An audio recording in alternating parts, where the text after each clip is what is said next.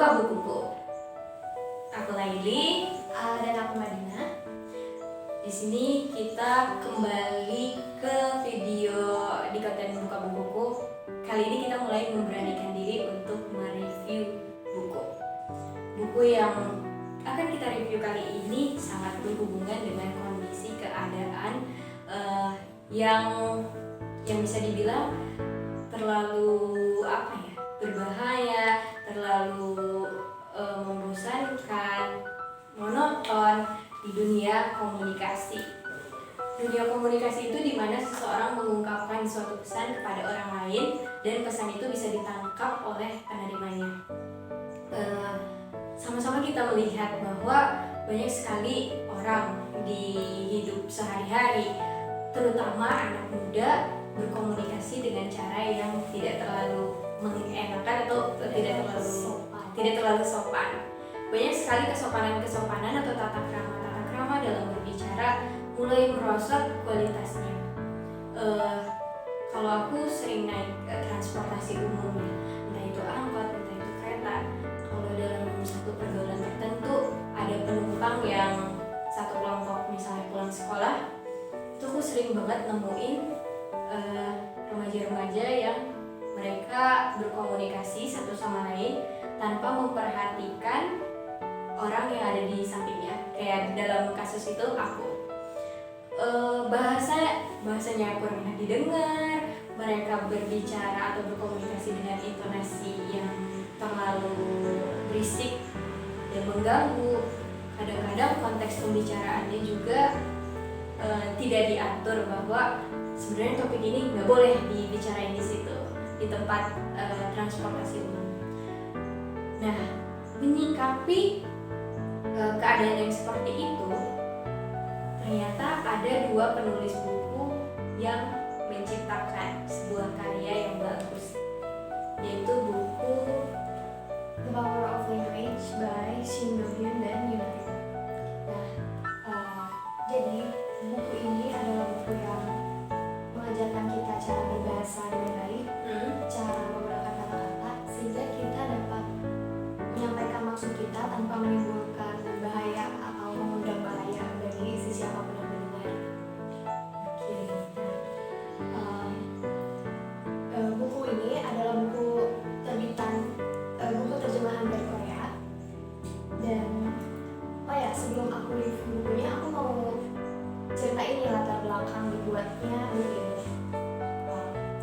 Jadi dua penulis ini mereka itu ya seperti yang Kak Laila bilang tadi, bahwa mungkin mereka juga melihat keadaan sekitar, terutama anak muda yang seharusnya bisa menjadi inovasi untuk kedepannya dengan cara komunikasinya. Dengan komunikasi ternyata di luar ekspektasi itu gitu.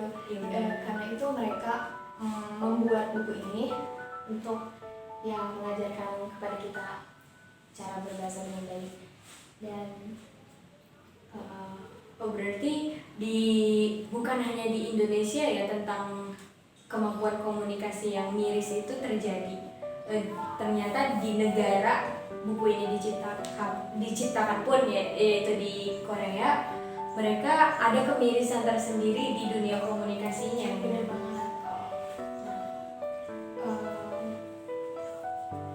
Langsung review aja kali ya. Oke, kita langsung review. Berarti buku yang kita bawa ini yang lagi dipegang sama Kak Madina udah versi terjemahan bahasa Indonesia, diterjemahkan juga oleh orang Indonesia, dan udah diterbitkan juga sama penerbit Indonesia ya berarti? Iya, penerbitnya adalah penerbit Haru.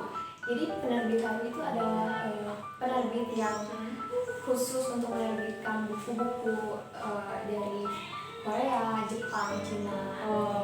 Jadi itulah mengapa buku ini diterbitkan oleh penerbit Haru. Penulis ini mengajarkan kita cara berbahasa itu menggunakan ilmu humaniora di buku ini.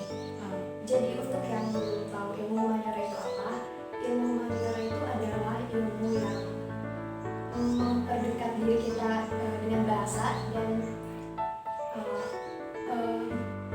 mengajarkan kita cara memperbaiki diri gitu lewat sentuhan bahasa. Dan nggak cuma berhenti di situ, penulis juga menggunakan kutipan-kutipan dari para filsuf, para pemikir. Jadi apa ya, tidak tidak seperti buku-buku panduan yang lainnya, karena ini apa ya, lebih mendorong pembaca untuk memperbaiki kekuatan bahasa yang dimiliki oleh pembaca tersebut dengan cara mengubah pandangan-pandangan atau konsep dasar pemikirannya terlebih dahulu ya, dari diri kita sendiri. Nah, oke. Langsung aja aku review. Jadi penulis ini cara berbahasa dengan baik itu ada 8 tahap. Oh, iya. Tahap yang pertama adalah Tahap yang pertama, kalau di dalam buku ini tahap-tahapan tersebut yang ada 8 dibagi menjadi 8 bab ya. Iya, yang di bab pertama, tahap pertama adalah pengembangan diri. Di bab yang ini kita belajar 3 hal, yaitu cara mencintai diri sendiri, cara mengelola perasaan, dan menumbuhkan rasa percaya diri. Kenapa 3 yang ini penting? Karena kalau tidak ada 3 hal ini, kita mungkin saja apa ya, tidak memiliki kebiasaan bicara yang sehat gitu. Seperti misalnya aku nggak bisa mengelola perasaan aku. Mungkin aku sedang marah atau emosi, aku bisa saja terlampau melontarkan kata-kata yang nggak enak didengar, dan itu bisa berujung menyakiti perasaan orang lain, bahkan diri aku sendiri gitu. Makanya itu 3 hal yang tadi penting, dan di buku ini kita diajarin itu kok. Oke. Lalu yang kedua itu buku tersebut menuliskan bahwa ada cara untuk berpikir terbuka. Menurut aku cara berpikir terbuka itu kenapa diajarkan di sini, karena sebelum kita lebih jauh lagi untuk mengkomunikasikan hal-hal yang ingin kita ungkapkan, ternyata penting untuk kita itu memiliki pikiran yang terbuka. Karena kalau pikiran kita sempit dan kita ngomong banyak hal, takutnya apa yang kita omong atau apa yang kita bicarakan kepada siapapun itu malah jadinya kurang bagus ya. Iya, dan juga kelebihannya kita punya sudut pandang yang terbuka itu, coba deh kalian perhatiin orang-orang yang misalnya di suatu perkumpulan, misalnya kita berbicara tentang hal ini, dia ikut berpartisipasi dalam berbicara, dan kita berbicara hal yang lain, dia tetap ikut berbicara juga. Itu karena bukan berarti dia mendalami hal tersebut, tapi karena ikut-ikutan orang.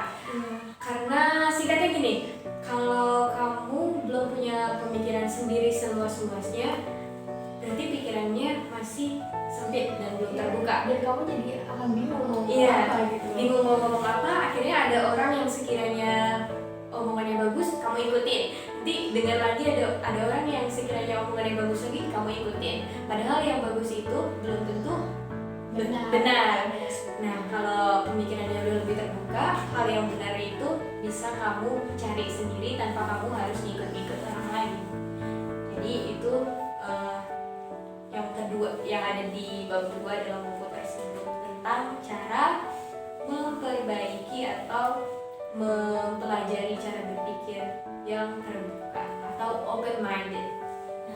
Lanjut ke bab 3. Di bab yang ini judulnya kecerdasan. Kecerdasan di sini maksudnya dalam hal kita mempelajari suatu hal, kita diperintahkan untuk tidak hanya berhenti di diri kita saja, tetapi kita dapat memperluaskan pengetahuan itu.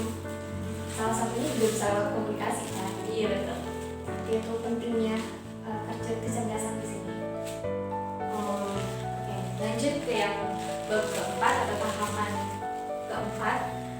Di sini di tahap keempat itu sangat menyinggung soal kondisi arus informasi yang sering kita gampang percaya. Kayak misalnya sekarang ini banyak banget informasi atau pengungkapan dari orang lain yang kalau sekiranya lagi booming langsung dipercaya.